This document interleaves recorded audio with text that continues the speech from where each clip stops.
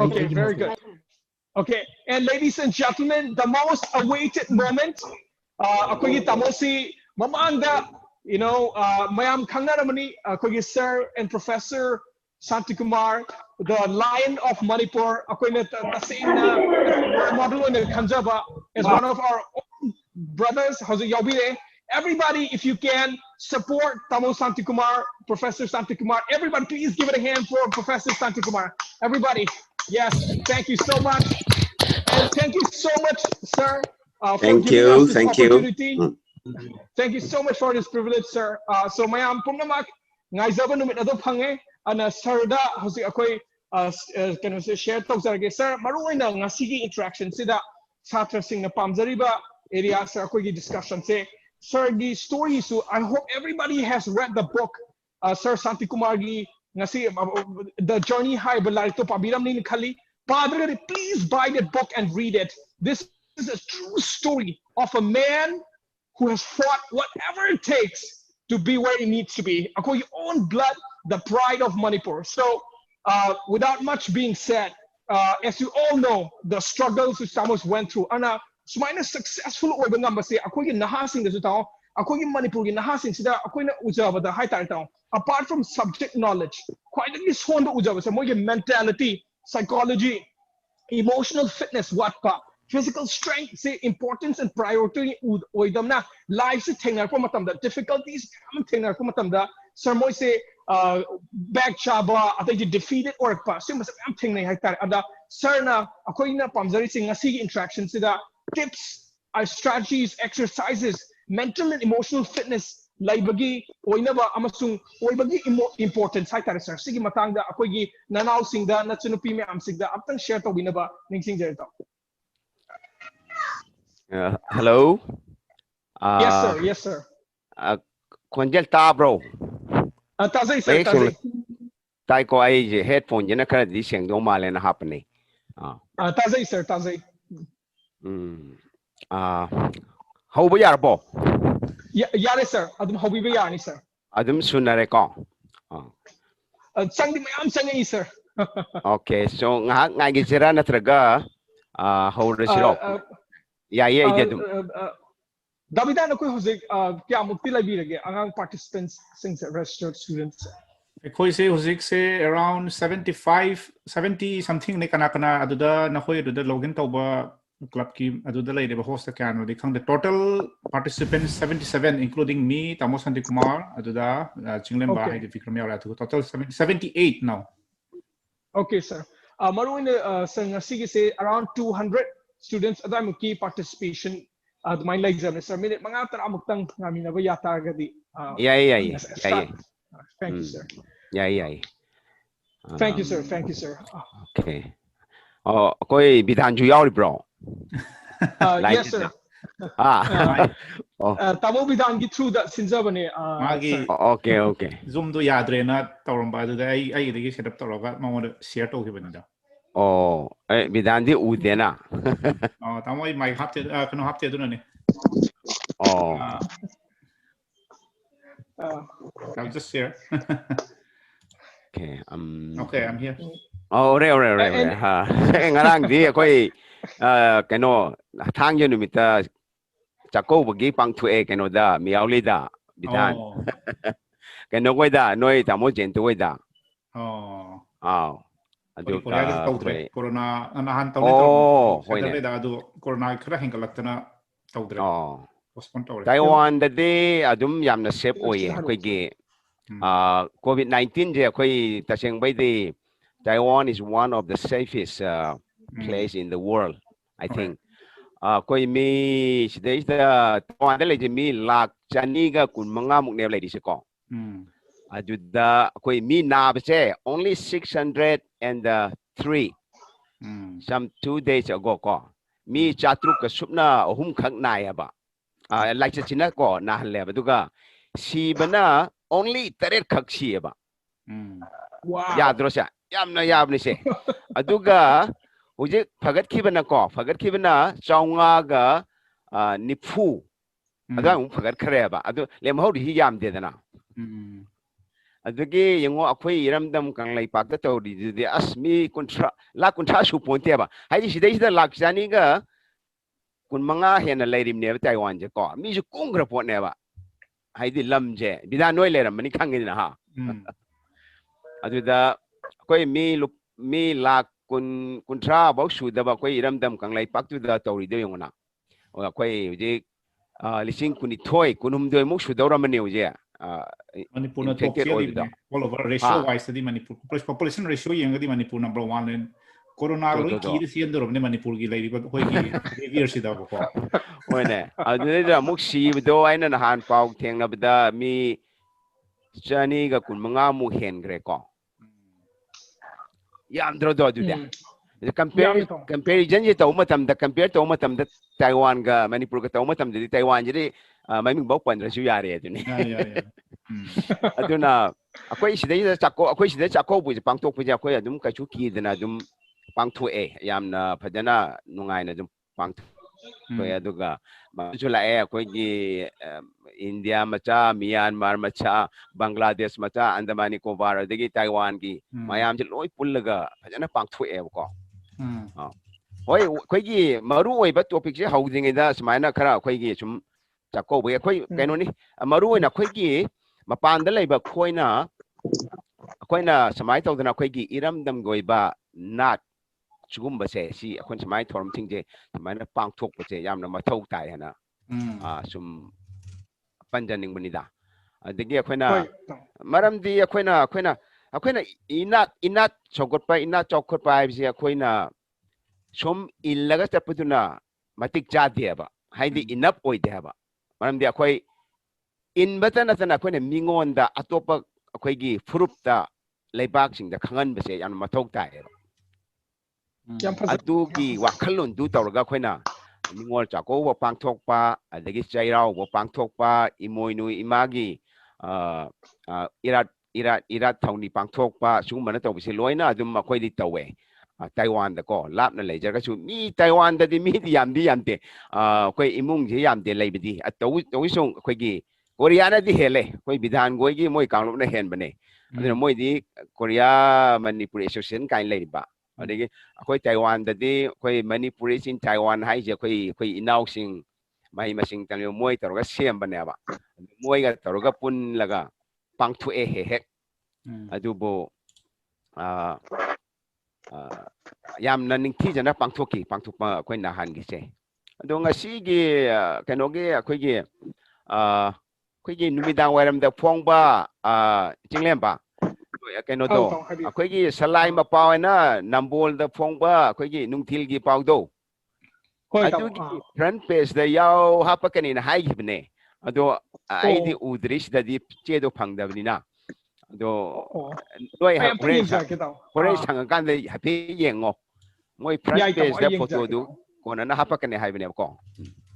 hoi tamo hoi adu marakta among ekadobana akhoi Manipur macha sing sida yawiriba sing tamo khoi se Davidhan and akhoi tamo Shantikumar su akhoi inau sing hoji yawib sing se akhoi yamba akhoi hoji thengnariba yamba akhoi tamo Vidhan amasung yamba tamo Shantikumar se ai happy introduce tawjarake akhoi na su tasengna tamo Vidhan ga amasung tamo Shantikumar ga se guys ai chu ahanba college lower matungda haujarko matamda ngasi Dynamic Manipur haiba organization thengnajabani amasung adga akhoi tamo Shantikumar su mayam na khangai tamo Shanti se hojek Taipei da laiji amasung akhoi Davidhan akhoi Sir Vidhan se South Korea da natra Davidhan hojek laigi South Korea so guys tamo akhoi tamo ani da akhoi inau sing se taw numit nini chupna program ama yaujabane ba ngasi na humni suba haitare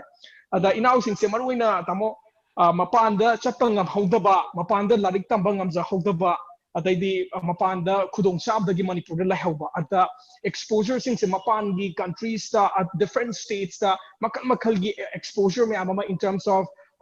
mentors me makal gi domain da ataidi job opportunities ki hiram sing sida mapanda laitraga su akoi Manipur da su smai tau da moida global exposure pi na ba na akoi se makal gi resource person sing ngarang dagi nahan dagi go sinjabane haita ta moi sing se maruina akoina ngasagi akogi nahasing mapanda chakraga opportunity fasan explore to bangamba dumaina moisu ngamnabana moisu daw yam thawai yauna yaujai taw angang singse student singse ada ngasi se tamo shanti ne adagidi akogi sir dhanabila sham ne yam thina lagu thabadagi khoi tamo bidhana su support taw bide akogi google link to sorry zoom link to yaki tabdagi aina akoi tamo bidhana amtang request taw jaraga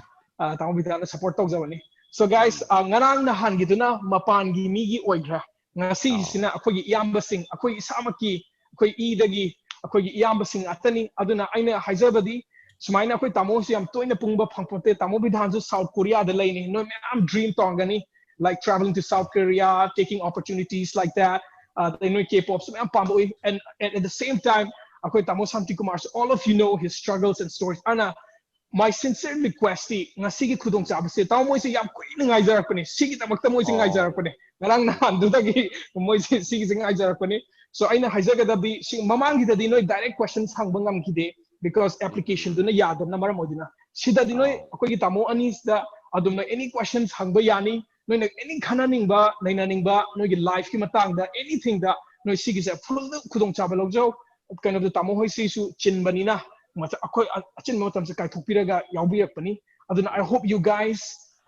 you know connect with yamba yamba anida no anything kananingba or hangingba laitaga su no phazana openly hangani na thajai tamo dum akoi dum haujan ba ya do malin khanjai taw ya ko sound je dum tani ko phazana ya ko tai tamo ta dr di happy haro ko dum I sound je ngang or kan taram dari kan kana roi dok to ngasi ahan ba maktada ko gi ignite club ko simbiri ba ko gi jinglem ba amadi ko gi inaw bidhan yoramba yam nungai aduga ignite club jinglem ba bu Thaagatchari akoi bu ayak bu thank you tang yam Thaagatchari invite to bi bidamak taseng bagidi ai chu smaina share to bi yam pamjai aina aduna ne akoina hek iramdam kanglai pakta thorpa matamda hek thorka da bale ragade aina mangjono na aina dum pauji pijay ba adi smai to dra ko interaction ji laina bu khona bana adu chatraga su akoina sidagi ngasi jinglem bana khona dana Taiwan dagi smai to straight akoi face to face akoi virtual jida unaraga mana wari saba phangjap se yam nungai adu ngasi gi topic si akoi gi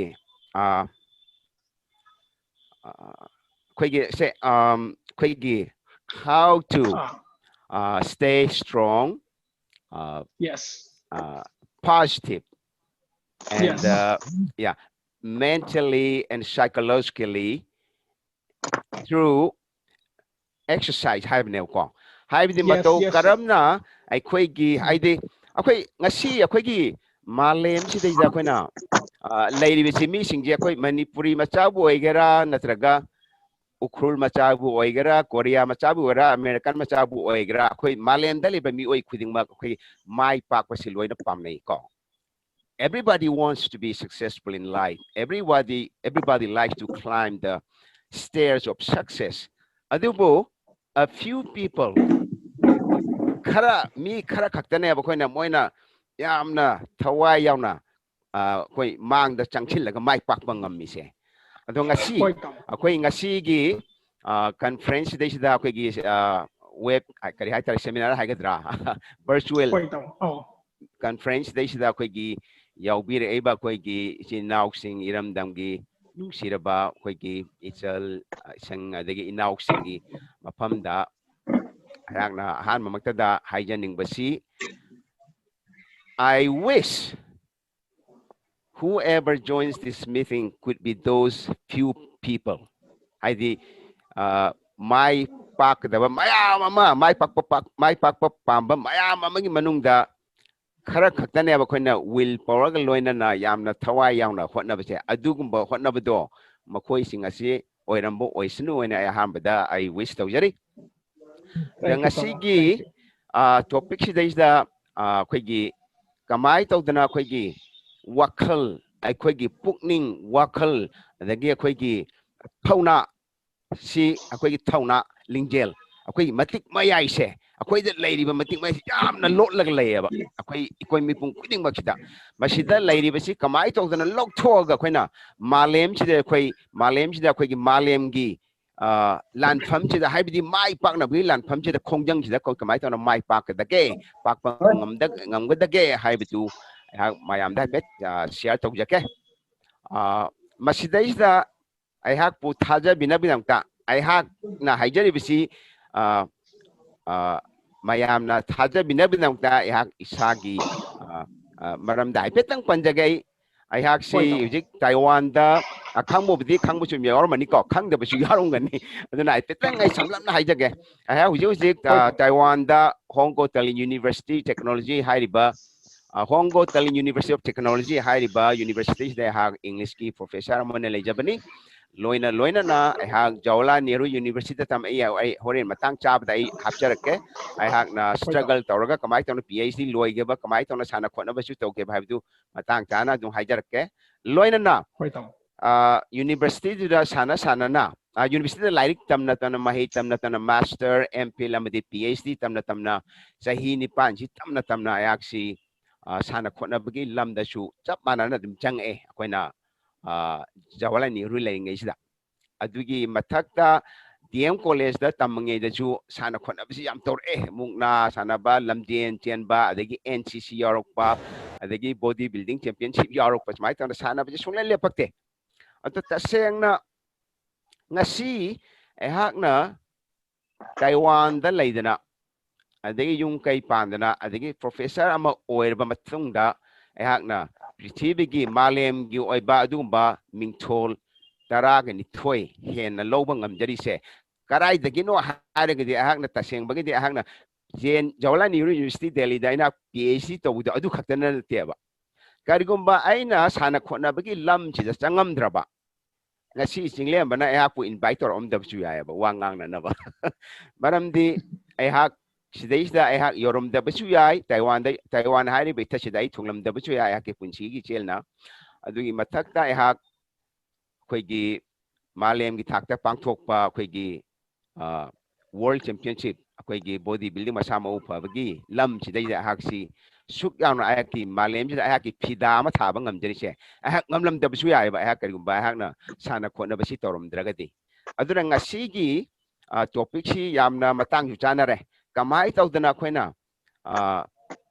malemgi khoigi phambak sidai da khoigi mai pak na bi phambak sida kamai tawna mak pak da ge haairibadugi matang da hakna ngangba sidai da hak mapanda mayam da hapitang tamjage karamba topic se karamba matang da panbra yar ge da hapitang tamjage here han bada hakna haijaga dori si khoi share to joge si importance of being fit mentally and physically haiba mai hak horen ai share tau jage adi matungda the importance of regular exercise or sports participation haiba mai hak horen ai hak ma aduma du masima yaujarani point khara yak panjabani adagi handaki research paper ehaki handak ta international conference amada hakna yaujuruba international conference amada hakna yaujuruba hakti topic hakti paper jugi research paper sigi mamingji koigi the impact of sports and regular exercise on students academic performance haibenen sagi hakti research paper sigi hakna best award paper phangibne handak Best Paper Award ana phangdi ba handa huyan pau da jo half kibani adagi koigi salai ma pau hariba nambol da pongba afternoon news da jo half kibani handa ki koi YouTube se jutum yauri masigi international award phangdi basigi title ki mam koi meter on da haragadi koigi sana khotna bana chang nai na sana khotna ba amadi chang nai na sports competition da yaubna mahero sing da aduki matik ithillama lairik tambada phahanba adagi lairik pabda phahanba adagi akhoi moral character khuding makchi hongdo on medigi matang da hakna research torga iba paper do ai hakiji best paper award haina thalakpane aba adagi sigi matang da ai hapitang panjage sagi akhoi topic chana ngasi gi topic chira kara mari laina banina adi matung da hakna panjaning basi akhoi Asagi impact of regular exercise and sports participation. Haidi chang na sajel touba. Adagi chang na koigi sports competition ting da yawba. Sina karmai tawdana akhoi ki research subject se ayakna tawriba subject ayakna research tawba subject se sidaida ohong lakpage haibidi chain reaction hai akhoi haidi reaction amadagi atopa action amadagi reaction mayam ama matang akhoi gi isingi ithak to admai nung ama thada matam dai si isingi ithak ama sum haur sum chakhi do admai tawdana kamai tawdana chain reaction mayam ama thorokpage haibisi matang da pet panjage adui matungda ayakna hangjaningiba mayamda muk thamjaningiba waphamna akhoi malem sidaisida akhoi khang hairaba akhoi research scholars adagi sports da adagi laila chutambagi lamjida yamna khang hairaba yamna thijin laba akhoi scholars singasina research singasina researchers singasina haidi sanaba changnaina sajel tawba amadi changnaina sports competition na yawba si aduki matik akhoi laila laishu tambada mateng pangi haina mukhaina proof tawreba praman tawreba adubu aigi question di but why not so many students don't do exercise and don't take part in sports competition haibise ayaki wahangneba haibidi malemda lairiba akhoi akhang hai singasina asukti matik sanaba sina akhoi mahairoi singasida maru aina akhoi college gi amadi senior high school gi mahairoi singasida asukti matik achoba ithil lama pieba akhoi sanaba sajel changnaina tawba amadi sports changnaina sanaba amadi sports changnaina changdamnabda yawbisina adubu karigidamakta more than less than 50%, 40 to 50% but yawdi akhoi college yemani senior high school gi mahairoi singasina akhoi sana khonabagi lamda changbase masi changdabana maram oidana saigi the impact of regular exercise, the impact of regular sports participation gi benefit to kanabdo phangbangam deba khoi maheroi singsida sigi matang ra pe amaka panjaga adugi matungda khoi ge mamai thangbo oina sagi mayam ji panjagra matungda kamai tawdana khoi gi sagi kanaba singasi phangnana ba khoi gi mentally psychologically physically khoi si kamai tawna complete oiba person ama oigadage haibidugi matangda koina sa exercise habi changakpanina exercise si kamai tawna tawgani adidagi kamai tawdana diet chagani kamai tawdana pothagani haibna chingbejigi matangda hairiba point mari manga si manga taruk si hak thamjage mayamda hoi mayam pumna mag che kolomam paibi so that no note tong su sa to hoba yana ba okay hujik akhoi gi ayakna panjakhiba and which point sing asi ahan bada yang tamjaning basi akhoi gi the importance of being fit mentally and physically haibani sigisi ayakna hujik panjakhiba dumai tawdana akhoi gi ayak isa magna Jawaharlal Nehru University larik tamdringai diga hona ayakti Manipur da lairingai da iramdam kanglei pak da lairingai diga hona akhoi gi